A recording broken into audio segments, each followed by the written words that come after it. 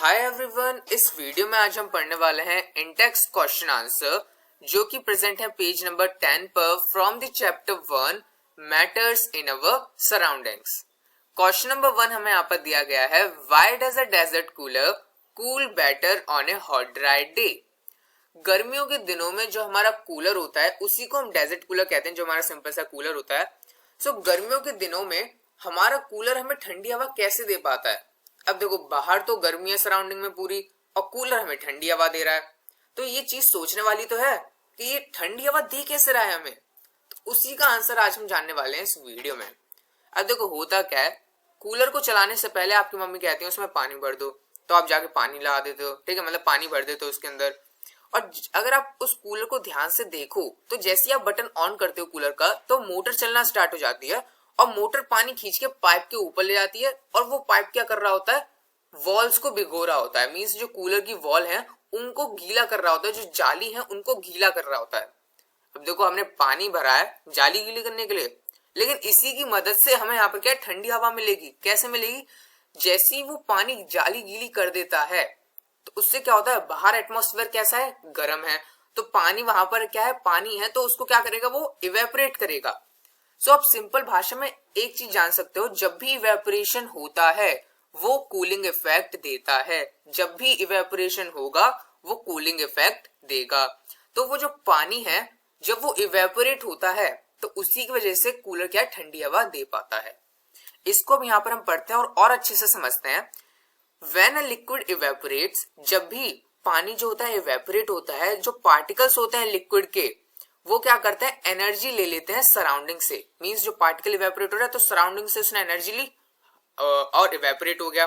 तो वहां पर जो इवेपोरेट जो वो एनर्जी लेके हो गया तो वहां पर क्या हो जाएगा, ठंडी हवा, ठीक है। Surrounding to compensate for the loss of energy during evaporation since evaporation cause cooling. So आप सिंपल सी एक लाइन ये मान सकते हो कि इवेपोरेशन की वजह से कूलिंग होती है। जब जब इवेपोरेशन होगा तब तक कूलिंग इफेक्ट देगा। This makes the surrounding cool. Desert cooler का हमने एग्जांपल लिया, जो वाटर इनसाइड होता है डेजर्ट कूलर के वो इवेपोरेशन के ही हम रखते हैं, इवेपोरेशन के लिए ही हम रखते हैं। This lead to absorption of energy from the surrounding. और जो पानी होता है वो सराउंडिंग से एनर्जी लेता है और इवेपोरेट हो जाता है। इसी की वजह से क्या होता है, कूलिंग इफेक्ट हमें देता है कूलर। अब एक यहाँ पर थर्ड पॉइंट बिल्कुल एकदम सिंपल सा इजी सा पॉइंट है और जानना बहुत इंटरेस्टिंग है कि इवेपोरेशन डिपेंड भी करती है किसी चीज पे। ऐसे नहीं पानी रखा इवेपोरेट करके ले गई, नहीं नहीं नहीं। इवेपोरेशन की कोई कायदे कानून भी होते हैं, जैसे कि evaporation depends on the amount of water vapour present in the air, जिसको हम ह्यूमिडिटी कहते हैं। अब देखो, पानी कब इवेपोरेट होगा, जब एयर में ह्यूमिडिटी नहीं होगी। मींस ह्यूमिडिटी का मतलब गीलापन। मींस जैसे कि आपने देखा होगा जब वो आती ना, रेन आती है, तो आपके कपड़े सूखते नहीं है स्कूल जाने के लिए और कल आपको गीले कपड़े क्या है, सीले कपड़े पहन के जाने पड़ते हैं स्कूल, ठीक है। सो वो कपड़े सूख क्यों नहीं रहे हैं, क्योंकि बारिश हुई है अगले दिन और एयर में क्या हुआ है, एयर में ह्यूमिडिटी है, यानी कि गीलापन है एयर में, ठीक है। अब जब एयर में गीलापन है तो वो इवेपोरेशन के थ्रू और गीलापन क्यों लेगी। अब मान लो आपका पेट भरा हुआ है, ठीक है, पूरा फुल भर रहा है आपका पेट, तो आप वहां पर चाहे आपके सामने कुछ भी रखा हो, आपकी फेवरेट चीज मैगी रखी हो, तो भी आप नहीं खाओगे, ठीक है, आपको उल्टी हो जाएंगी। खाने वाले तो खा भी जाते हैं, उल्टी कर लेते हैं, लेकिन एयर के साथ ऐसा नहीं है, ठीक है। अगर पेट भर रहा है तो वो और उसको नहीं करेगी इवेपोरेशन। अगर एयर में पहले से ह्यूमिडिटी प्रेजेंट है, गीलापन है एयर में, तो वो इवेपोरेशन नहीं करेगी, इसलिए आपके क्या है, कपड़े सूखते नहीं है। If the amount of water vapour present in air is less, अगर एयर में वाटर वेपर्स कम है, यानी कि रेन वेन कुछ नहीं हुई है, एयर क्या है, सूखी पड़ी है, उसमें वाटर पार्टिकल्स नहीं है, गीलापन नहीं है एयर में, सो इवेपोरेशन क्या होता है, बहुत ज्यादा होगा। जहां पानी दिखेगा वहीं से उड़ा ले जाएगी, पानी को इवेपोरेट कर देगी, क्योंकि गीलापन एयर में कम है। On a hot dry day the amount of water vapour present in air is less. Hot dry day में क्या होता है, जब गर्म हो रही होती है, गर्म हो रहा होता है जब पूरा दिन, तो तब क्या होता है, वाटर वेपर जो एयर में होता है वो कम होते हैं, इसलिए इवेपोरेशन क्या होता है, ज्यादा होता है। So this water present inside the desert cooler evaporates more. So जो वाटर प्रेजेंट होता है डेजर्ट कूलर के अंदर वो इवेपोरेट ज्यादा होता है और उसकी वजह से कूलिंग इफेक्ट भी ज्यादा होती है। So that is why a desert cooler cools better on a hot dry day, इसलिए इसका नाम डेजर्ट कूलर रखा गया। चाहे डेजर्ट जैसी भी गर्मी क्यों ना पड़ रही हो, कूलर तब भी ठंडी हवा देगा। जितनी ज्यादा गर्मी पड़ेगी उतनी ज्यादा ठंडी हवा और देगा, ऐसा करता है उल्टा काम। ठीक है, सो यही हुआ हमारा question number 1 complete. Let's move to the next question, question number 2। How does the water keep in earthen pot मटका बिकम कूल ड्यूरिंग समर। अब देखो मटके के अंदर जो पानी होता है वो हमेशा ठंडा क्यों रहता है समर में। ठीक है, तो आपने देखा होगा, चलो फ्रिज के अंदर तो हम मान सकते हैं कुछ होता हो अंदर, वो ठंडा हो जाता है पानी, लेकिन मटकी के अंदर कैसे ठंडा हो रहा है पानी। तो वही फिनोमेना यहाँ पर भी लगता है, इसको भी अब हम समझते हैं। तो आपने जब भी मटका अगर आपने पिया हो उसका पानी, जब भी आप उसके अंदर पानी भरते हो तो उसका कलर क्या हो जाता है, डार्क हो जाता है मटके का। अब कलर डार्क नहीं हो रहा है, क्या हो रहा है, मटका गीला हो जाता है। गीला कैसे हो रहा है, मटके के ऊपर होते हैं बहुत सारे पोर्स, छोटे छोटे टाइनी पोर्स होते हैं। ठीक है, मिट्टी से तो बना होता है, तो उसके अंदर छोटे छोटे टाइनी पोर्स होते हैं। वो क्या होते हैं, पानी जो अंदर रखा होता है उन पोर्सों की मदद से बाहर आ जाता है। ठीक है, थोड़ा थोड़ा पानी क्या होता है, बाहर आ जाता है मटके के, तो उसी की वजह से वो क्या हो जाता है, गीला हो जाता है। और वो गीला हो जाता है तो क्या होगा, जैसे कि कूलर में क्या हो रहा था, कूलर बाहर से इवेपोरेट कर रहा था पानी को जाली गीली करके, वैसे ही पानी अब क्या होगा, इवेपोरेट होना स्टार्ट होगा। और वो पानी इवेपोरेट होगा और वो कूलिंग इफेक्ट देगा, अंदर का पानी ठंडा कर देगा।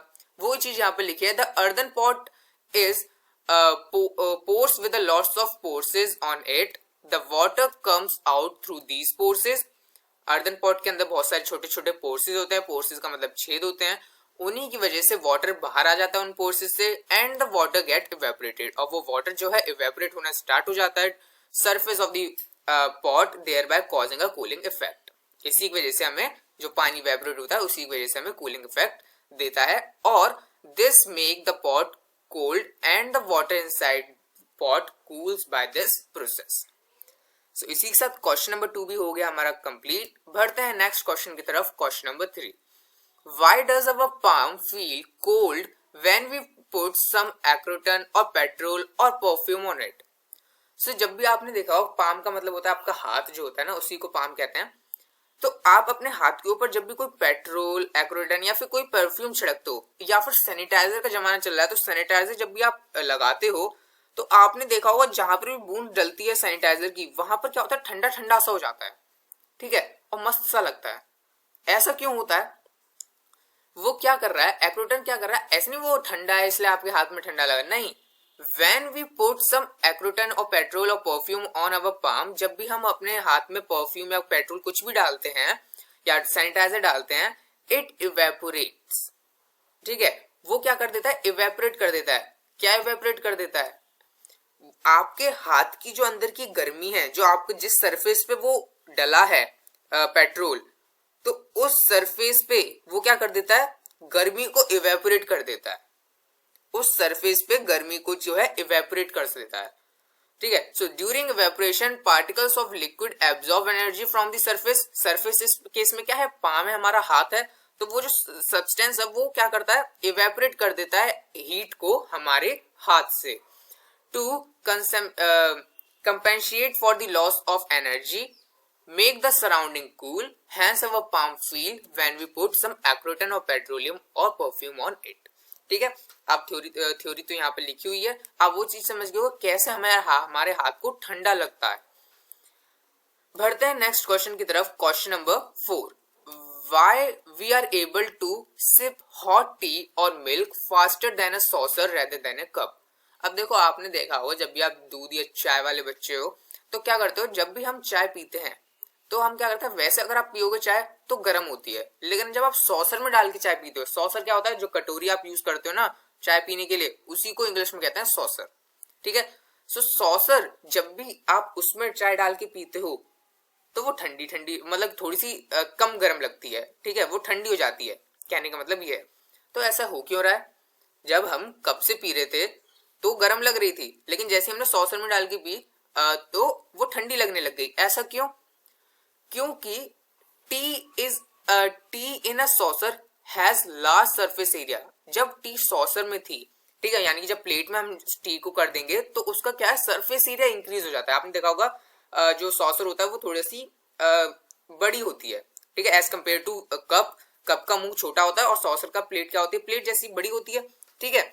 सो उसका जो सरफेस एरिया है वो बड़ा है, तो उसी वजह से रेट ऑफ इवेपोरेशन भी ज्यादा होगा। तो वही चीज यहाँ पे लिखी है, tea is in a saucer has large surface area than in a cup, the rate of evaporation is faster with increasing surface area. तो हम इससे क्या समझे, जब भी सरफेस एरिया बड़ा होगा तो रेट ऑफ इवेपोरेशन ज्यादा होगा, इसलिए कप के अंदर रेट ऑफ इवेपोरेशन कम हो रहा था, इसलिए वो चाय क्या थी, गर्म थी, और सॉसर के अंदर रेट ऑफ इवेपोरेशन ज्यादा हो रहा था क्योंकि सरफेस एरिया ज्यादा है, इसलिए हमें सॉसर में चाय ठंडी लग रही थी, मतलब कम गर्म लग रही थी, ठीक है।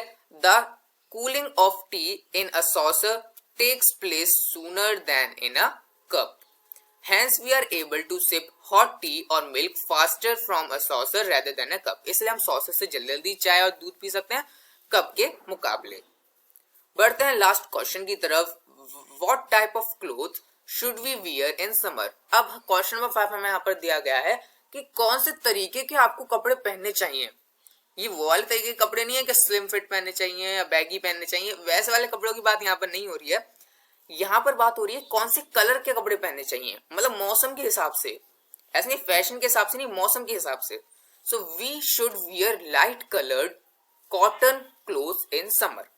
हमें कैसे कपड़े पहनने चाहिए, लाइट कलर के कॉटन के कपड़े पहनने चाहिए समर में। गर्मियों में हमें कैसे पहनने चाहिए, लाइट कलर और कॉटन के, ये दो चीज हमेशा ध्यान रखना है, लाइट कलर और कॉटन के कपड़े हमें समर में पहनने हैं।